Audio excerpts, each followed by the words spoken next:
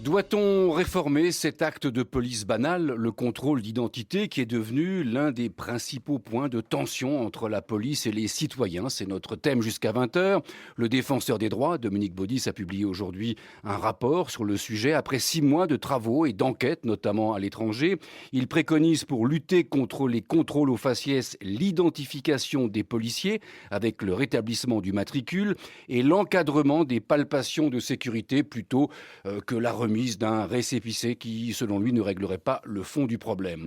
Que pensez-vous de ces propositions? Estimez-vous que les policiers ont des pouvoirs trop larges lorsqu'ils font des contrôles d'identité? Le récépissé, le reçu, en tout cas, c'est fini. Manuel Valls n'en voulait pas. Une mesure, selon lui, beaucoup trop bureaucratique et lourde à gérer. Il a convaincu Jean-Marc Ayrault. On n'en parle plus. Pourtant, le candidat François Hollande soutenait cette mesure. Écoutez, c'était en avril dernier sur la chaîne parlementaire. Oui, il faut lutter contre le faciès. Ça peut être effectivement un procès verbal très simple de dire voilà, vous avez été contrôlé tel jour. Et après, ça permet à celui qui en a eu beaucoup de vous dire vous avez, j'ai déjà eu cette liasse-là. Voilà, c'était pendant la campagne électorale. Aujourd'hui, la mesure semble enterrée. De quelle façon mieux contrôler, encadrer les contrôles d'identité? Donnez-nous votre point de vue ou témoignez au standard. Vous nous appelez ou écrivez-nous des courriels. Nos invités pour vous répondre, Yannick Dagneau, porte-parole du syndicat Unité SGP Police Force Ouvrière, le premier syndicat des gardiens de la paix. Axiome, rappeur lillois, membre du collectif Stop le contrôle aux faciès. Reda Didi, il est délégué général de l'association Graines de France. C'est un think tank spécialisé dans les quartiers populaires. Vous travaillez beaucoup sur les rapports entre la police et les citoyens. Et bien sûr, Sarah Guibaudot, qui m'a aidé à préparer cette émission, journaliste à la rédaction de France Inter, au service Police, Enquête, Justice. Pierre Veille sur France Inter. Au téléphone sonne, il y a le standard de l'émission, le site franceinter.fr, mais aussi notre répondeur à votre disposition toute la journée. C'est le 01 56 40 23 95. Et aujourd'hui, nous avons reçu cet appel à propos des contrôles d'identité. Oui, bonjour. C'est pour un témoignage, Farida de Belfort, juste pour dire qu'on est en France depuis 4 générations et que j'ai un fils qui a 16 ans, qui est très typé. Moi, j'ai 50 ans et je ne me suis jamais fait contrôler de ma vie. Lui, il a 16 ans, il s'est fait contrôler 2 fois cette année. Une fois en rentrant du basket et une fois en rentrant du lycée, puisqu'il rentre à pied. Donc, notre enfant, quand il est rentré, déjà, il s'est senti un peu humilié au regard des autres copains et au regard des voisins, comme s'il avait commis un délit. 2, cela engendrait chez lui un sentiment de doute quant à son appartenance à la République. Et 3, ça nous a mis, nous, très mal à l'aise, ses parents, parce qu'on n'avait pas d'explication à lui donner sur pourquoi ces contrôles. Pourquoi lui, il a été contrôlé et pourquoi nous, on n'a jamais été contrôlés, pourquoi sa sœur n'a jamais été contrôlée. Donc, que répondre à un enfant, puisqu'à 16 ans, ils sont encore des enfants, que répondre à un enfant de 16 ans qui se fait contrôler? Merci. Voilà, c'était ce témoignage sur le répondeur du téléphone Sun 01 56 40 23 95 et en direct au standard du téléphone Sun, Corinne est avec nous, elle est à Ivry. Bonsoir Corinne. Oui, bonsoir. Vous vouliez témoigner, poser une question, on vous écoute? Oui, à partir de 2 expériences vécues, je voudrais vous poser une question. En fait, moi j'avais 20 ans, j'étais entre 2 amis, on venait d'une fête, on était heureux, on était gais, et 2 policiers m'ont interpellé, moi au milieu, et ils m'ont dit, vous, vos papiers, et mes amis se sont regardés, ils ont dit, mais pourquoi elle et pourquoi pas nous? Et ça s'est terminé en bagarre, ça s'est très mal terminé, et figurez-vous, on nous a sortis très rapidement du lieu d'interpellation, parce qu'on s'est rendu compte que mes amis étaient les enfants du sous-préfet. Et voilà, donc, et mon autre expérience, c'est que j'étais avec mon mari, on l'a arrêté 3 fois de Villiers-sur-Marne à Paris. Et quand il a protesté, on lui a dit, mais ça va, tu te fais assez remarquer comme ça. Donc je pense, vous ne pensez-vous pas que vraiment il faut un justificatif pour que ça soit clair, net, précis et que ces agressions, je veux dire surtout sur ces jeunes, parce que moi j'étais jeune à l'époque et je vous dis franchement, je suis partie de la France, je suis allée vivre ailleurs, j'ai pas voulu que mes enfants vivent ça ici.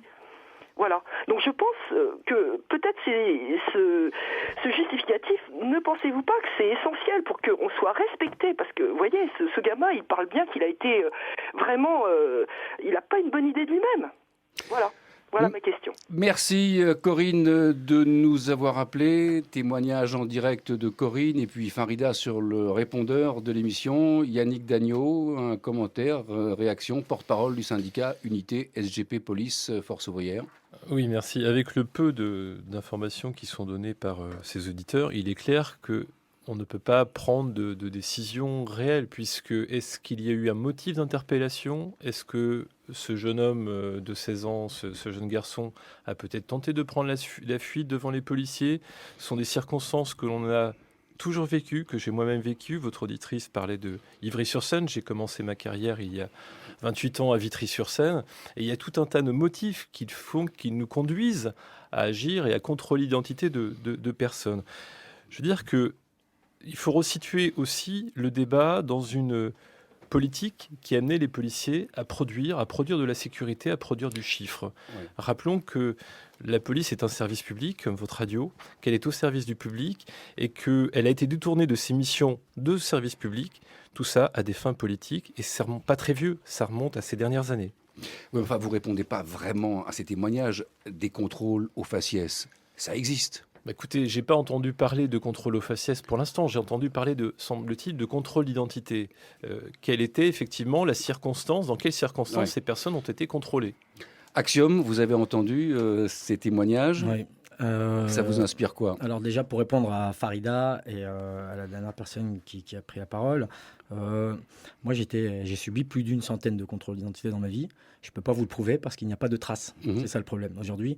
Donc je n'ai pas de recours. Chaque fois que j'ai été interpellé, et j'ai un casier vierge, je le précise, donc je me suis rarement trouvé dans des zones bizarroïdes parce que j'étais bien élevé par mes parents et qui m'ont appris à me méfier des zones bizarroïdes. Malgré le fait que j'ai grandi dans une cité avec ses difficultés, on sait se gérer même dans une cité en difficulté. Donc voilà, moi tout ce que je comprends, tout ce que j'ai compris durant une longue partie de ma jeunesse, c'est qu'effectivement ma couleur de peau ou mon style vestimentaire posait problème. Et vous savez, en dehors de mon expérience, cette fois-ci, ce qui m'a amené à participer à l'initiative du collectif à lutter contre le contrôle au faciès, ce que je vous expliquais surtout, c'est qu'on a lancé un numéro de téléphone. Oui. Et ce numéro de téléphone avait pour but, ce SMS, de récolter le maximum de témoignages. Ce type de témoignages, tels qu'on les a entendus ce soir, on en a des centaines, des 500. Et encore, nous sommes gentils parce que nous ne sommes pas allés non plus en profondeur dans ce type d'expérience. Il faut comprendre que du nord au sud, de l'est à l'ouest, du côté des dom-toms, on a un problème aujourd'hui avec ces contrôles d'identité. Et majoritairement, ce qu'a révélé le CNRS, c'est qu'il y a contrôle au faciès. Corinne, vous êtes toujours en ligne avec nous ? Oui. Yannick Dagnaud dit, on ne connaît pas bien les circonstances de ces contrôles d'identité. En ce qui vous concerne, qu'est-ce qui s'est passé? Pourquoi avez-vous été contrôlé? Pour rien, parce que j'étais la plus foncée entre deux jeunes. Et comme je vous disais, ça nous a choqués. Et ces deux amis-là, et d'ailleurs je pense à eux, c'était les enfants d'un sous-préfet. Et ils en revenaient pas, parce que pour eux c'était impensable. Ils pensaient pas que la France était ça. Ils pouvaient même pas y penser. Voyez, eux-mêmes me l'ont dit. Et donc, voyez, ça pose problème. Quand vous êtes entre trois personnes et qu'on vous dit, vous, vos papiers, avec le doigt pointé sur vous, bon, c'est clair, parce que vous êtes plus foncé. En plus de ça, moi, dans ma famille, je vous dis franchement, il y a de tout. Je suis d'un métissage total dans ma famille. Donc, pour nous, vraiment, ça, c'est quelque chose de... On n'y pense pas. Et tout d'un coup, on vous met à votre place. Et on vous dit, voilà où vous êtes, et attention, alors moi je pense surtout aux jeunes, parce que j'étais jeune à l'époque, maintenant je le suis moins, mais je me dis, comment ça se passait pour les jeunes aujourd'hui, parce que c'est difficile pour eux, et moi je suis partie. Je vous dis franchement, je suis partie. Alors, Reda Didi, je rappelle, délégué général de l'association Graines de France. Premier commentaire. Ces propos corroborent ce que nous, on a pu observer sur le terrain par les témoignages dans les différentes réunions publiques. Je reviens de Vaux-en-Velin où des mères de famille, des pères de famille tenaient les mêmes propos disant que leurs enfants se faisaient contrôler au faciès en rentrant de l'école, en rentrant du sport, et que ça jouait sur l'estime de soi, ce qui est assez désastreux. Ce que je veux dire, moi, Yannick Dagnaud, je le connais bien, il nous a déjà accompagnés sur des réunions citoyens police. Et il a pu entendre ce type de témoignages, il les a entendus, il les a toujours reconnus, mais écoutés, il les a entendus. Ce récépissé de contrôle vient objectiver, c'est un outil qui permet d'objectiver le travail des policiers. Donc s'ils n'ont rien à se reprocher sur la façon dont ils font leur contrôle, il faut pouvoir adopter ce type d'outil. Je veux dire, ce type d'outil servira à tout le monde. Il servira aux personnes qui se sentent contrôlées au faciès et il servira aux policiers parce que je le crois de bonne foi quand il dit que lui ne fait pas de contrôle au faciès et quand des policiers qu'il connaît ne font pas de contrôle au faciès. Sauf qu'on n'a pas de moyen de pouvoir contrôler et que ce type de témoignages sont de plus en plus fréquents et nous reviennent très souvent du terrain. Vous le disiez, Axiome, Sarah Guibaudot, je vous pose la question. Est-ce on connaît le nombre de contrôles d'identité chaque jour en France? Apparemment non, puisqu'il n'y a pas de papier. On ne sait rien. Non, c'est effectivement tout le problème. C'est une sorte de point aveugle de l'action policière. Comme s'il n'y a pas d'infraction, si la personne contrôlée finalement n'est pas mise en garde à vue, s'il n'y a rien à lui reprocher, on ne garde pas trace de ces contrôles. Donc, et on ne sait même pas... c'est tout l'intérêt des expériences étrangères qui ont été étudiées par le défenseur des droits, c'est que quand il y a un récépissé, et il peut y avoir plusieurs formes de récépissé, ou quand il y a au moins un travail un peu statistique qui est fait derrière par les policiers, ça permet de voir, on a fait combien de contrôles et est-ce qu'ils ont permis de déceler des infractions ou pas. Et en général, dans les pays qui ont expérimenté le récépissé, ça oblige effectivement les policiers à se poser à chaque fois la question, pourquoi est-ce que je fais ce contrôle? Voilà, quelle case je dois cocher. En général, ça fait baisser les contrôles et c'est notamment les témoignages venus d'Angleterre ou d'Espagne, ça les rend plus efficaces. Je crois que Yannick Dagnot veut réagir, mais effectivement, voilà, en France, on ne sait pas exactement si les contrôles sont vraiment utiles. En tout cas, aujourd'hui, en France, la personne contrôlée n'a aucune preuve qu'elle a été contrôlée et les policiers ne rendent pas compte. C'est le vide absolu. Yannick Dagnot, je dis vrai ? Pas tout à fait. Pour la bonne et simple raison, c'est qu'un contrôle d'identité, s'il est fait dans les règles de l'art, automatiquement, votre identité, mon identité, est passée au fichier des personnes recherchées via des moyens de transmission, via un pupitreur. Et donc, il y a une traçabilité de la personne, de l'identité de la personne qui a été contrôlée. Ce n'est pas fait à chaque fois, tout ça pour des questions de commodité, mais ça existe. Alors peut-être que le système informatique a besoin d'être révisé, parce que ça aussi, ça date de quelques années en arrière. Axiome. Alors, je vais revenir sur 3 points. D'abord, je vais répondre à Farida qui posait la question que faire. Moi, je l'invite à aller sur notre site, tout simplement, Stop le contrôle au faciès. Vous tapez ça dans Google, vous tombez sur le numéro de téléphone, vous pouvez l'utiliser. À partir de là, on se met en route. Je rappelle juste une chose importante. Il y a eu assignation contre l'État pour contrôle au faciès. C'est une première, donc pour discrimination. 14 cas ont été déposés, plus 10 nouveaux cas au DDD récemment. Donc, à Dominique Baudis. On va continuer. Donc, si elle est prête à porter plainte, évidemment, elle est la bienvenue, vu que l'enfant est mineur là, en l'occurrence. Après, je tiens à rectifier juste une information qui a été dit tout à l'heure, avant de répondre sur la question, et notamment véhiculée par de gros médias tels que l'Express. Le défenseur des droits n'est pas contre le récépissé. Effectivement, ce qu'on appelle le reçu du contrôle, plus précisément. Il y a 3 formes dans le rapport du DDD. 2 rencontrent des contraintes importantes. Seule notre proposition de récépissé de contrôle, qui d'ailleurs figure en première en annexe du rapport du DDD, est préconisée comme dans le cadre de l'expérimentation que Paris pourrait porter, ou Lille et d'autres élus. Aujourd'hui, le Front de gauche, par exemple, a rejoint cet appel auprès des maires en France. Et Europe Écologie soutient. Des centristes soutiennent la proposition aujourd'hui sur le reçu du contrôle. Et, je rappelle, c'est important, la commission indépendante. Alors, ou le CNRS ou l'IGPN qui analyserait les données, parce que ça c'est très important, sinon on n'a pas de résultat de que sont les contrôles aujourd'hui. Donc il y a différents types de récépissés. Oui, c'est ce qu'il y a dans le rapport du DDD, mais celui qui est préconisé, c'est le reçu du contrôle que nous avons porté, donc dit anonyme. Et c'est ce qui figure en premier dans l'annexe. D'ailleurs, c'est inspiré de ce que je tiens dans la main, malheureusement les auditeurs ne peuvent pas voir, mais le reçu du contrôle, voilà, c'est ça en fait. On parle d'un PV en 3 parties, une souche qui est nominative pour vous, une souche anonyme comme vous voyez là pour le policier, et une souche qui va au CNRS ou au JPN, suivant ce que va décider le DDD. C'est de ça dont on parle. C'est ce qui nous manque comme outil aujourd'hui. Je vais vous donner le carnet si vous voulez regarder. Mais d'où il sort En ce fait, carnet c'est ce que vous allez retrouver en annexe. La seule différence du DDD. Ah, c'est vous qui l'avez créé. C'est nous qui l'avons créé, mais le DDD s'est inspiré de ça. La seule chose qui manque ça serait le résultat. C'est ce qu'on discute en ce moment avec le défenseur des droits. Mais ça, c'est ce que nous défendons depuis 1 an et demi. C'est de ça dont on parle. Donc vous ne demandez pas une attestation enregistrée avec un fichier, parce que là on pourrait créer un énorme fichier. En fait, ça doit être encadré par la CNIL. La CNIL, nous les avons rencontrés. Vous savez, il y a eu une propagande négative sur le refus du contrôle depuis le départ, dont Syndicat Alliance, qui disait oui, le fichier ethnique, c'est impossible en France, le fichier ethnique. Il faut comprendre. Et ce que préconise le DDD aujourd'hui, c'est un encadrement par la CNIL de ce reçu du contrôle que vous avez entre les mains. Yannick Dagnaud. Oui, c'est bien ce que dit Axiom, tout à fait. On peut éventuellement en aller dans son sens, sauf que dans le sens policier, ça veut dire que moi je vous contrôle, mais mon contrôle quelque part ne sert à rien. Alors que s'il s'en réfère à l'expérience qui est menée par une police municipale dans la banlieue madrilène, on s'aperçoit que les informations collectées au travers des fiches de renseignement, c'est « je vous contrôle, mais je sais avec qui vous étiez au moment donné où je vous ai contrôlé et pourquoi je vous ai contrôlé ». Et tout ça, c'est rentré en informatique. C'est un super fichier de renseignement. Même les RG à l'époque n'avaient pas ça. Réaction aussi de Reda Didi, puis après on ira au standard, il y a pas mal d'appels. Oui, absolument, mais l'expérience Fuenlabrada est très intéressante, parce qu'en effet, il y a un fichier, mais on n'est pas obligé de tout répéter, on n'est pas obligé de tout calquer sur les policières. Non, d'autant plus que chez l'utilité policière. Pas tous ensemble, sinon on ne va rien comprendre.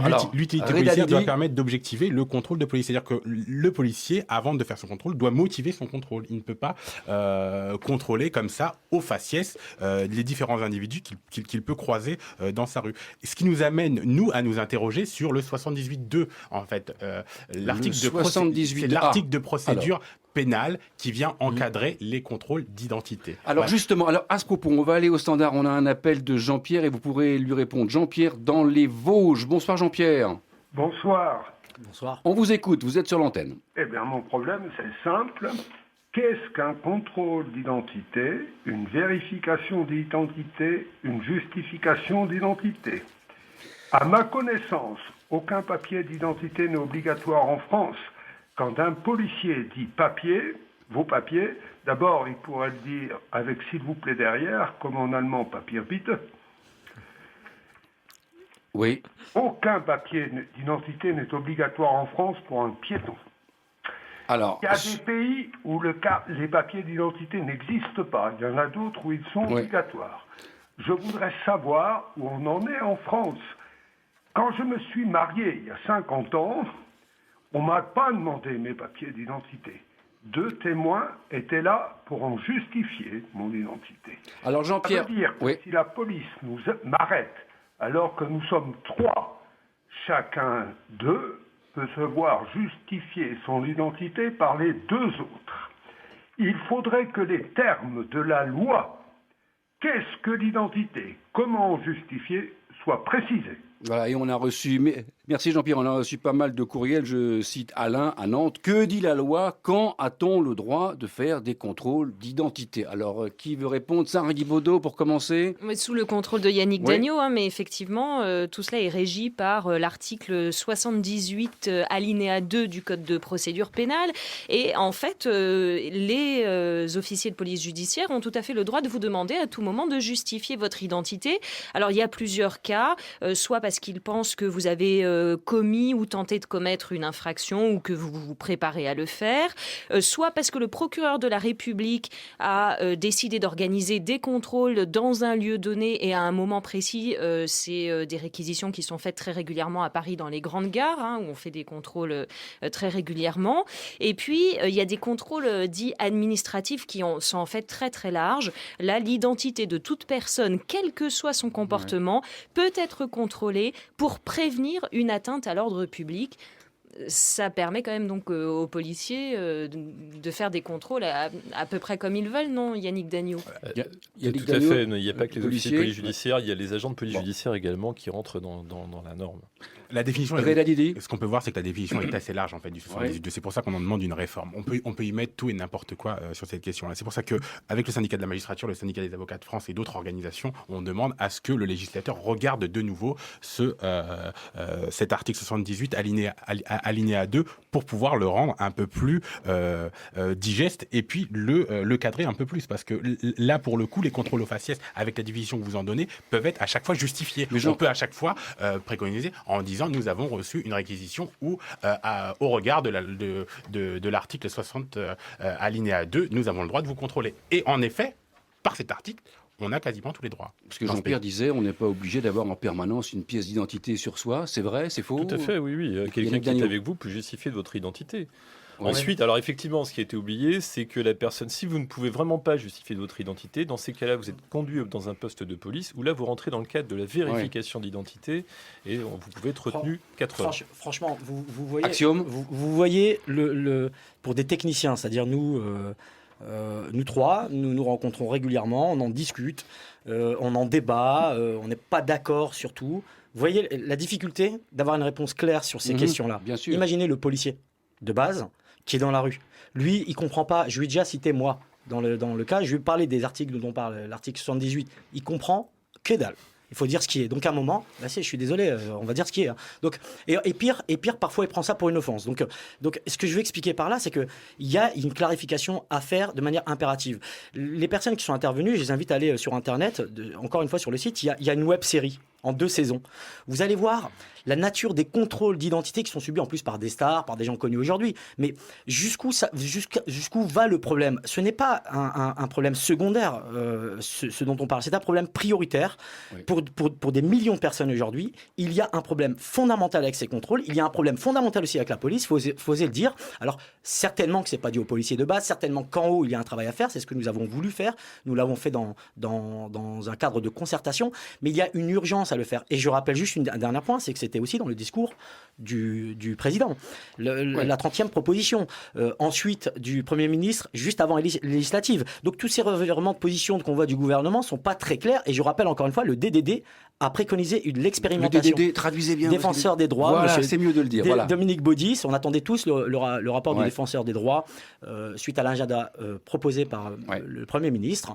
Nous l'avons fait, nous avons le rapport. Il y a clairement la stipulation d'une expérimentation proposée, alors à Paris ou ailleurs. Voilà. Vous souhaiteriez donc des expérimentations dans différentes villes. On essaye, en tout cas, pour voir comment ça fonctionne. Il le faut. Je pense que c'est la moindre des choses. Et d'ailleurs, il y a un vœu exprimé à Paris dans ce cadre-là. Au standard à Montreuil, Cédric voulait intervenir. Cédric, bonsoir. Merci beaucoup d'être avec nous, de nous avoir appelés et on vous écoute attentivement. Oui, bonsoir. C'est pour un témoignage assez précis. Je suis enseignant et pendant quelques années, je regardais un peu ce qui se passait entre la police et des jeunes qui étaient un peu du trafic de cannabis dans le 20e.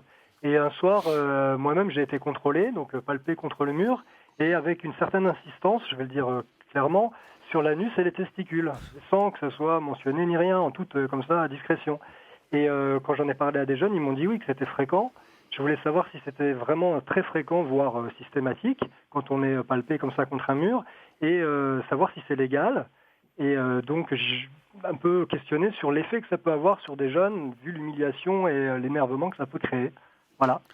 Voilà, les palpations de sécurité, Yannick Dagneau. Alors, ces palpations de sécurité reviennent comme... Il y a un encadrement juridique ?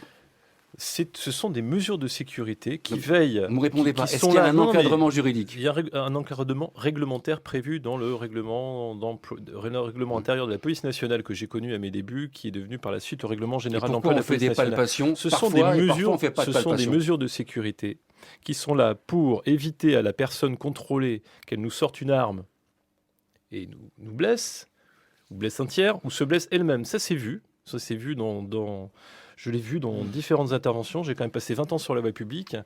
Et c'est un peu comme les mesures d'entrave, les menottes, ces fameuses menottes qui sont souvent décriées. Il ne faut pas toujours rechercher l'aspect méchant de cet acte. Souvent, c'est un but de protéger la personne contre elle-même. Sarah Guibaudot. Alors sur ce point, le défenseur des droits prend très clairement position pour encadrer, voire recadrer effectivement les palpations de sécurité qui, d'après lui, ont un caractère souvent vexatoire et humiliant et qui ne devraient pas être systématiquement associés au contrôle. Et alors si je peux ajouter quelques réactions de policiers sur le forum d'un syndicat de police, pas le vôtre Yannick Dagneau, mais un autre, effectivement on voit des policiers qui nous disent vous devez devez savoir que si on contrôle des individus qu'on connaît parfaitement, c'est uniquement pour la palpation qui va avec, parce que c'est comme ça qu'on trouve des couteaux dans la poche ou du cannabis. Il y en a d'autres qui s'inquiètent, qui disent aussi quid des contrôles effectués à l'entrée des cités par les petits caïds, les mêmes qui se plaignent d'être stigmatisés. Alors il y a beaucoup d'inquiétudes aussi par rapport à un éventuel récépissé. Combien de temps faudra-t-il pour le remplir ? 5 à 10 minutes, voire plus. Alors, beaucoup disent, si cette mesure passe et que les syndicats laissent faire, on rend notre carte. Et puis, il y a quand même d'autres réactions aussi. Un policier qui dit, la vraie question à se poser, c'est pourquoi on tolère sur la voie publique qu'on contrôle, pour un oui ou pour un non, tout ce qui ressemble de près ou de loin à un jeune des cités. On se crée des ennemis bêtement dans les cités, rien que par notre attitude. La police seule contre tous, ça ne marche pas. Et puis, je vous livre un dernier témoignage donc, sur ce forum policier. Petite question, quelle est la proportion d'affaires intéressantes générées par ces contrôles ? Je ne classe pas la possession d'une demi-barrette de cannabis dans les affaires intéressantes.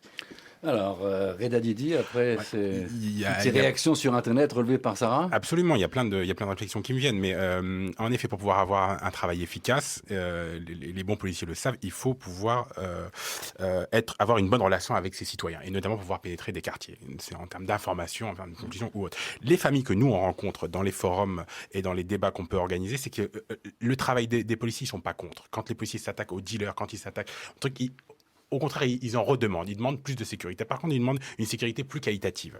C'est-à-dire qu'on ait des moyens de pouvoir mesurer l'efficacité des policiers qui sont sur ces territoires-là.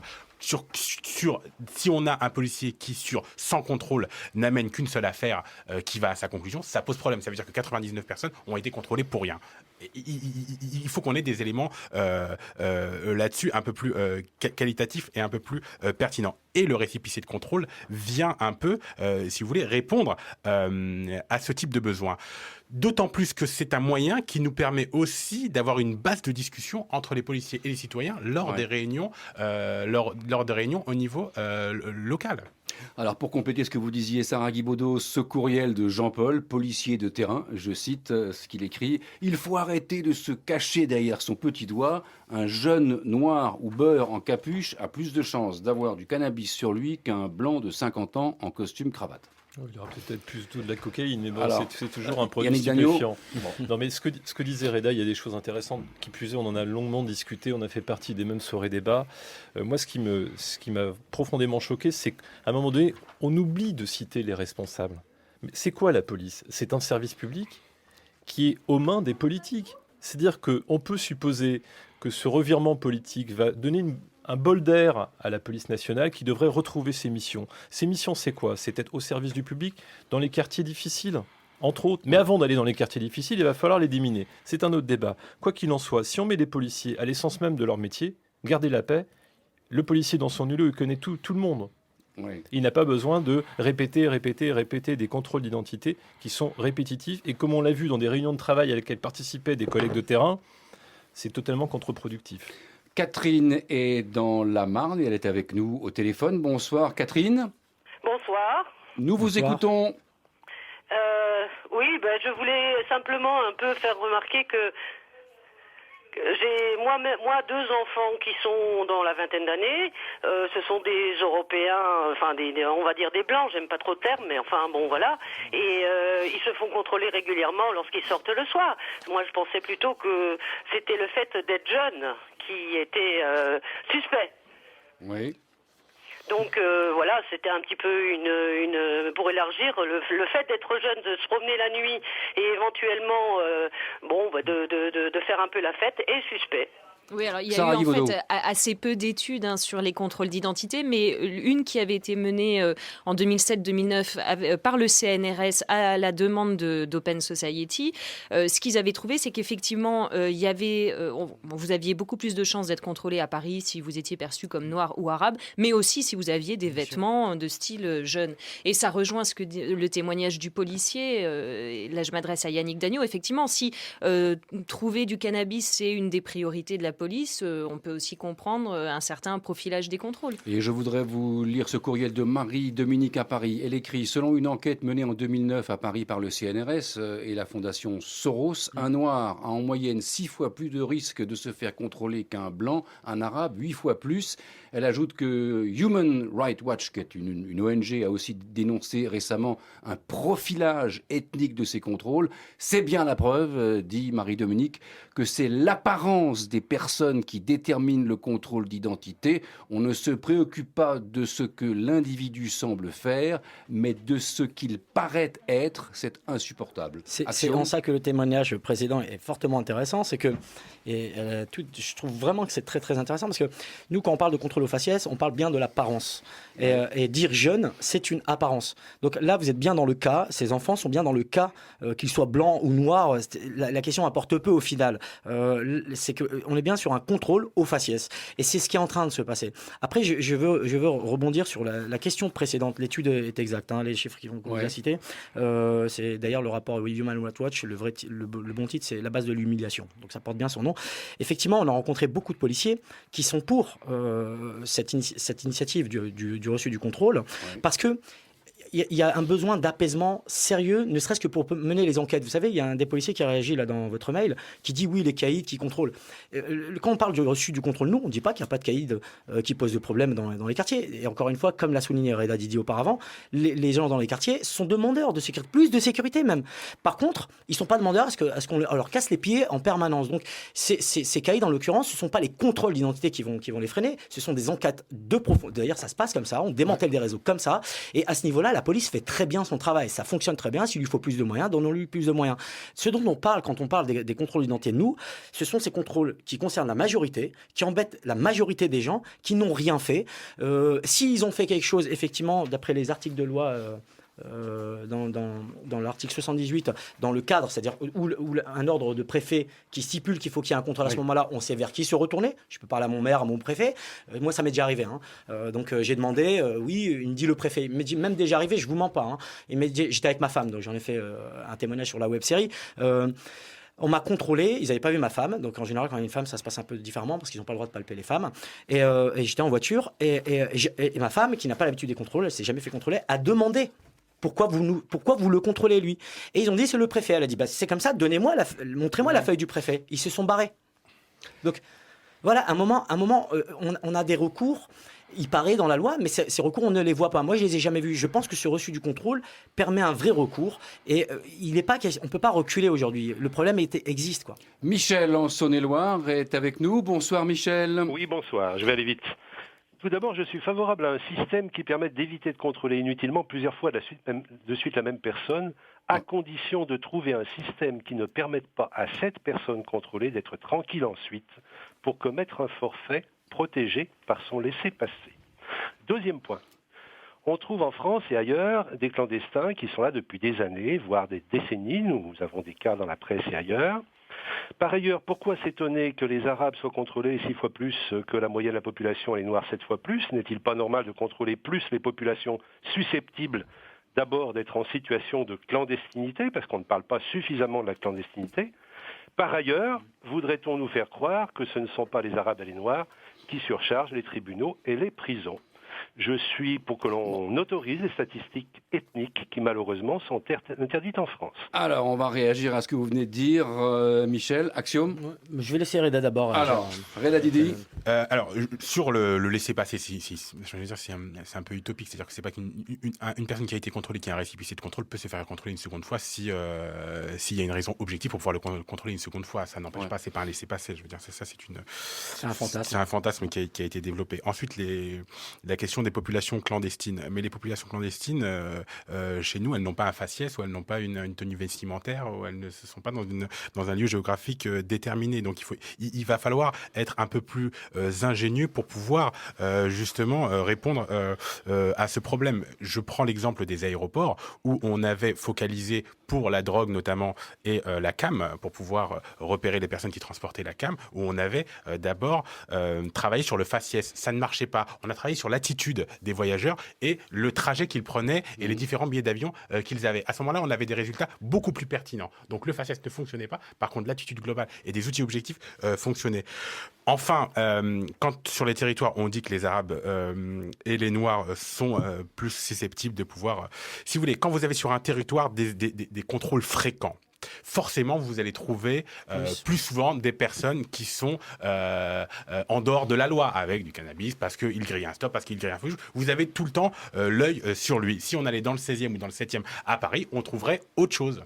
Alors, Sarah Guibaudot. Oui, moi je voudrais vous reparler de cet l'émission, inspecteur de Londres auditionné par le défenseur des droits qui parlait de ça de manière très décomplexée parce que justement là-bas l'expérience du récépissé a permis aussi de faire des statistiques et alors il nous disait oui c'est vrai on contrôle encore plus les noirs que les blancs, là-bas les statistiques ethniques se font sans tabou, mais c'est vrai que dans une certaine mesure il le justifiait en disant on a beaucoup de problèmes de gangs et on a beaucoup plus de jeunes noirs qui sont victimes ou auteurs, ça dépend, mais qui dans leur propre communauté. Et donc, on essaye aussi de sécuriser Londres pour eux. Alors, au moins, l'avantage, c'est qu'on le fait dans toute transparence et qu'on peut avoir un dialogue dans le quartier en disant, voilà, si on vous contrôle plus, c'est pour ces raisons-là, parce qu'on estime que c'est important. Et au moins, ça permet de poser le débat. Le temps a passé très vite, l'émission est quasiment terminée. Bon, alors, on envisage le vouvoiement. Manuel Valls est favorable au vouvoiement. On parle maintenant donc d'un numéro matricule sur l'uniforme des policiers. Axiome, ça vous suffit, ça? Non. Oui, voilà. Non, mais bon, le matricule, il est stipulé, nous, dans notre reçu du contrôle, de toute façon, mais surtout, le vouvoiement, ça a déjà existé, ça a été abandonné. Le tutoiement ne change rien au contrôle au faciès. Voilà. La carte de visite non plus. Et justement, nous avons monté une pétition, donc qui est en ligne, une lettre ouverte adressée au Premier ministre. Monsieur, tout à l'heure, disait voilà, je suis favorable à un reçu du contrôle si c'est pas un laissez-passer. Ce n'est pas un laissez-passer, on vient de lui répondre. Donc, allez voir cette pétition sur change.org/stop contrôle faciès. Merci à Yannick Dagneau, Reda Didi, Axiome et Sarah Guibaudot. C'était le téléphone sonne. À demain soir.